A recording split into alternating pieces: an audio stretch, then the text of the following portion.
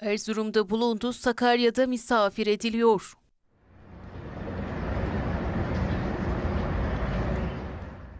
Bu sevimli ayı yavrusu Erzurum Şenkaya ilçesinde bulunduğunda bitkin ve yaralı haldeydi. Doğa Koruma ve Milli Parklar Genel Müdürlüğü Erzurum Şube Müdürlüğü ekipleri yavru ayıyı koruma altına aldı. Vücudunda çeşitli yaralar vardı ve oldukça bitkindi. Bunun üzerine Kafkas Üniversitesi Yaban Hayvanları Koruma, Kurtarma, Rehabilitasyon Araştırma ve Uygulama Merkezi'ne götürüldü, tedavi edildi.